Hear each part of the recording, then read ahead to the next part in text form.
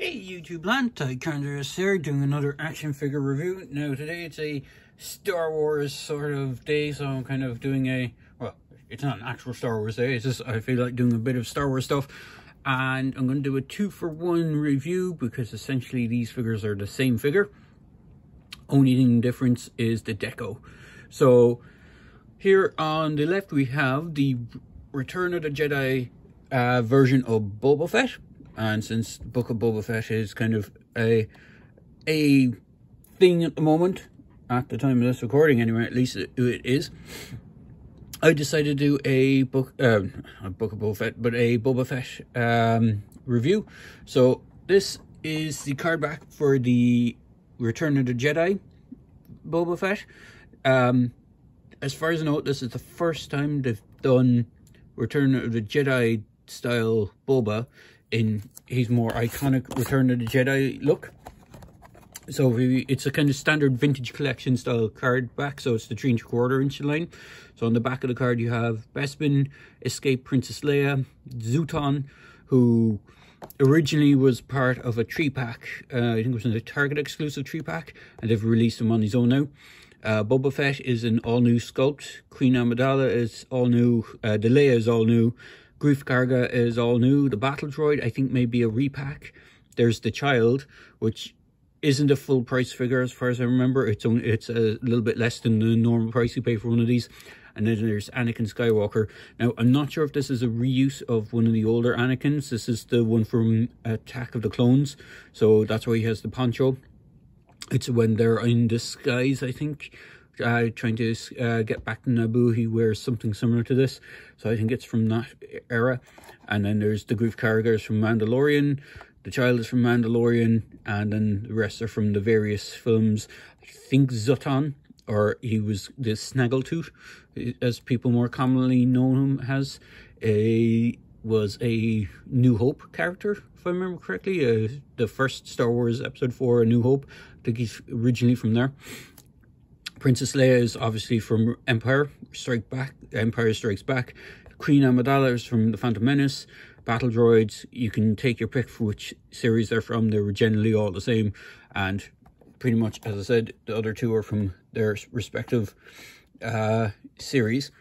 And the other Boba Fett I'm reviewing is the Star Wars Droids Adventure R2-D2 and C-3PO, the animated appearance version of Boba. Now, this wasn't the first animated version of him. I think they used him. I'm not entirely sure if he actually even turned up in the animated droids show. I never really seen the whole lot of it from start to finish. I've seen bits of it, and I do think he does turn up in this kind of design. He originally was in that Life Day special in a very similar design as well, and that was his very first appearance. So this is kind of a first appearance Boba Fett, maybe.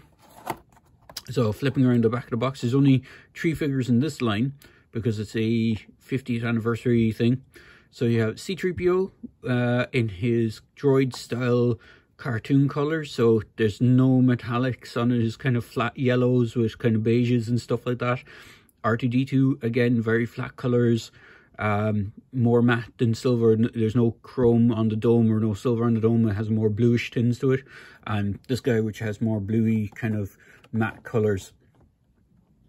One thing that's interesting with these droids figures is they come with one of these, which is a collector coin, which is what the original old was it the Last Power of the Force 17 figures came with. They had a collector coin. They've reused this idea a few times. A couple of the, if I remember correctly, I think it was the Legacy collection or the 30th anniversary version figures came with coins as well. Oops, sorry, but this is for these ones. Now, as far as I know, this droid homage figure is a Target exclusive in the States. I think there might be mass retail over here in Europe. I got mine from where did I get mine from again? I'm trying to remember if I got mine from a seller on eBay, or actually I think I got mine from a seller on eBay, but I have seen them pop up for sale in Europe, kind of generally more widely available, but they are still looking for fairly insane prices for it. But that's beside the point. On to the figures themselves. So accessory wise, they pretty much have the same 2 accessories. He has a removable backpack, and he has his iconic blaster, and he has some good articulation. Again, same figure, exact same design. Difference is the paint deco. The backpack on this one is just a straight beige, kind of tan color. He has a different coloring for his soft goods piece. I do prefer when they do soft goods. I know I think it's the newest version of the Black Series Boba Fett, the 6-inch version, it's a solid cape, which I didn't particularly like. The original version of the 6-inch Black Series Boba actually had a soft goods cape just like that. So I prefer when they do that. It gives the figure a bit more maneuverability and the scope, I think. But articulation is as follows. So if we just take the gun out of his back, or out of his hand, take the backpack off just for ease of movement. So head is on a swivel and on a hinge, can go up and down. It's actually on a ball joint, so you can wobble it as well back and forth, and has a good range of movement. Arms can go out that much. He does have the shoulder pauldron bits, but they are attached to the body as opposed to the arm itself. So and they do kind of give a bit of clearance. You can rotate the arm all the way around, but those shoulder pauldrons will need to be moved out of the way.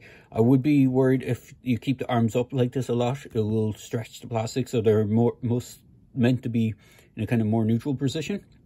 The arms have a single jointed elbow, which gives just over 90-degree bend, and you can rotate it around. There is a swivel at the wrist and a hinge on the wrist. Now it's up and down for both wrists, so you have, it's easier to see it on the right one, so you have up and down for the trigger finger. It has more of a grip hand on the right, or sorry, on the left hand, so you can do, you know, two-handed poses with the blaster.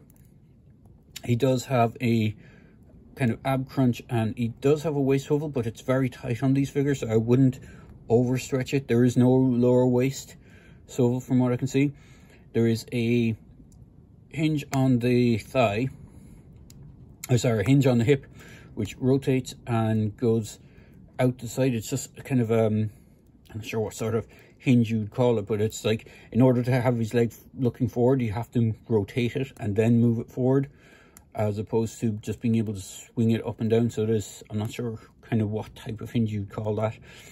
There's a thigh cut, so he has rotation up the thigh, single jointed knee with the swivel, and rocker ankles with the joint as well. So he has quite a good bit of articulation. You can get good poses with him.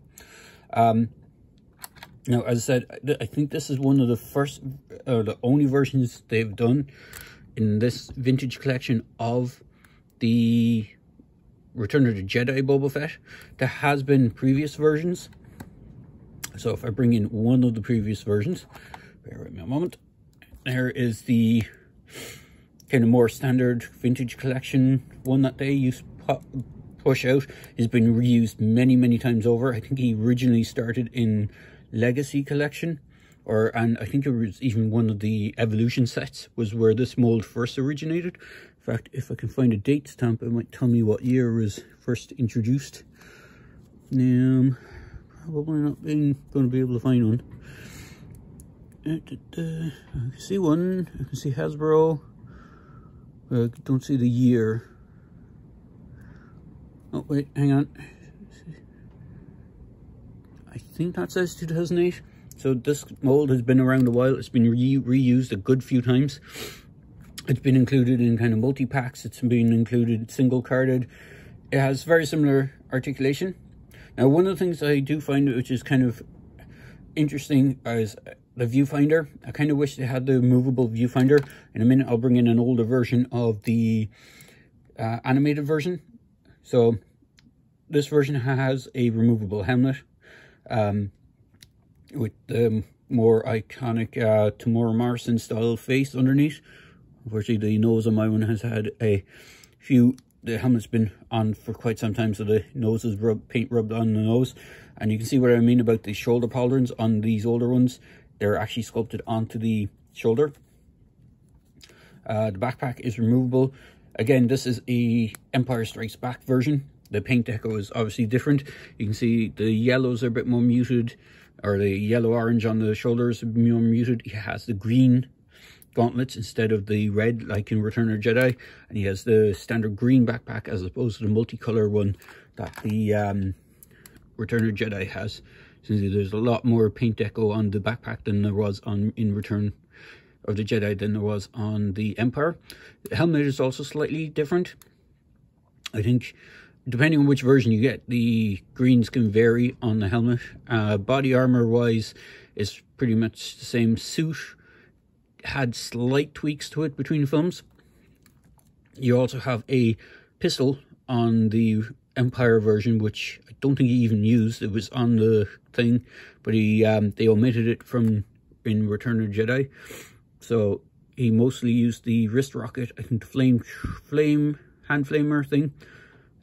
His original blaster, and even the blasters are different. So I've been waiting for a Return of the Jedi one for ages, because the original blaster, if I just bring them in, had a more plain barrel, and whereas the Return has that more iconic kind of Gatling gun sort of kind of grip thing going on. They had very similar design, but they were actually slightly different. I'm not sure if the strap is more screen accurate to Empire, or it's been a while since I've seen Empire. I'm not sure if that's just done just so the figure can have it over the shoulder, but there is difference between the blasters as well.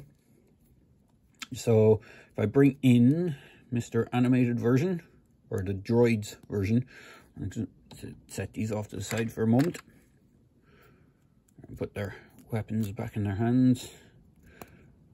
So they do stand reasonably well. You just have to get into that. Oh, and they do have peg holes on the bottom of the feet, so you just have to get into that kind of niche area where they'll stand. So animated version, a lot less deco on the figure overall. Most of it is just molded plastics, so the shoulder pauldrons don't have any extra deco. It's a molded plastic piece. The only real paint deco is on this chest piece, the visor, and I think that's pretty much it, actually. Yeah, oh, maybe the gauntlets. Yeah, there's the gauntlets themselves. I think the pale blue is painted, and so is the pale blue on the glove. So other than that, it's pretty much just molded in the colors that it comes in, which is quite nice. And the silver for the antenna for the viewfinder. So gun, as I said, is the same. It's just done in a, I wouldn't call it black. It's like an almost really dark navy color. I'm not sure that's coming across on screen, but it's not pure black in the paint. It's actually slightly off blue. And for the comparison of this one, now I think again this is Legacy, or it might have been predated. It could be Legends. I can't remember when this guy came out. It could also be the 30th anniversary. But they reused one of these older style figures to make a first appearance style, well, yeah, first appearance animated style Boba, which is essentially what this guy is. And you can see they used the, instead of Empire, or instead of Return of the Jedi, they used an Empire mold. So even though it's very similar, he has a blaster on his belt. Now he does come with one other accessory which I don't have at the moment. It's the big shock stick that you see him hit. It's supposed to be the mythosaur. I'm not sure if that's true canon or not. They never really named that creature, but it is a shock stick that he comes with. So there is that. But overall, this guy has a good bit more paint deco than this Droids version. Like the helmet has a nice bluish wash. This was done more to be like a realistic style version of the animated version, whereas this is done more to be a homage to the animated version straight out. So you can see that in the capes at the back are the brown colors. They're the dark browns as opposed to the ones that come with the normal version. And they're pretty good. Again, as I was saying, the viewfinder on this one is actually movable, which is what I kind of wish they had kept on the new one. But overall, it's very similar in design, colors. Like, the colors are different, obviously, but you can see we're going for the same basic colors scheme as this one. And one other thing that you can do with this guy, if you have it, and I know it looks a little bit ridiculous, back when Force Awakens came out, they brought out these kind of figures that you could clip extra armor pieces onto. So if you have this armor block piece from the Boba Fett figure they did, you can actually clip that over these guys. You have to take the backpacks off, obviously, because they can't wear it with it. But you can put them on it. So if you have this droids version, you can put it on him, which is not too bad. You don't even have to modify this thing to actually get them to fit. Now, it can be a bit cumbersome getting it on and off, and some of the panels do like to pop off in this thing. And just get this over the helmet. Ooh, it's going to be a bit tricky now, isn't it? While I'm doing it on camera. Oh, I wanted to put it on the other Boba Fett, but he doesn't seem to want to do it. But you can get it off.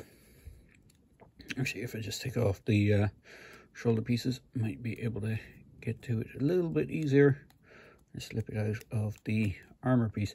It's easier to go on than it is to go off, because there's a neck piece just underneath. I might have to do it off screen. Bear with me a moment. There we go.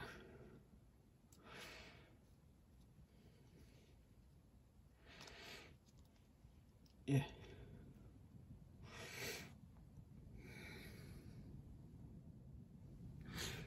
There we go. Took a little bit longer than anticipated just to get this dang thing off. It is removable. It's just sometimes it can be a bit cumbersome. But if you have the other version, you can pop that on him. Colors match a little bit better because you have that kind of reds, the kind of colors for the armor, and the chest plate kind of thing matches the other version, but like, and you have the Mythosaur logo on him. So it's kind of cool. You can actually armor this guy up if you have that.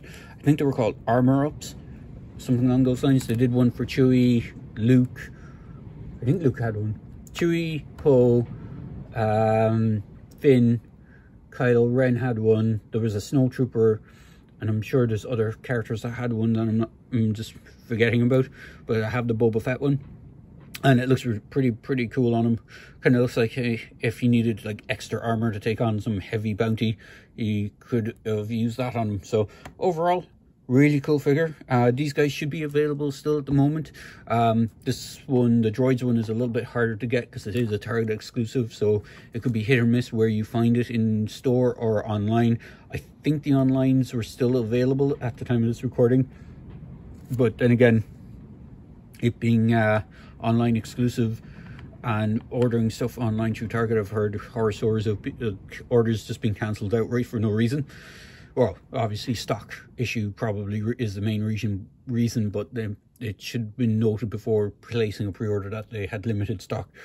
But overall, really good figures. If you can get even just the regular Return of the Jedi version is really nice and quite articulated for what it is. I do recommend picking those up. So I hope you enjoyed this quick video. Well, hopefully it's a quick video. Hope you enjoyed this video, and I hope it was informative and entertaining enough. So please feel free to like, comment, and subscribe to my channel, and I hope you enjoyed this video. Cheers, guys.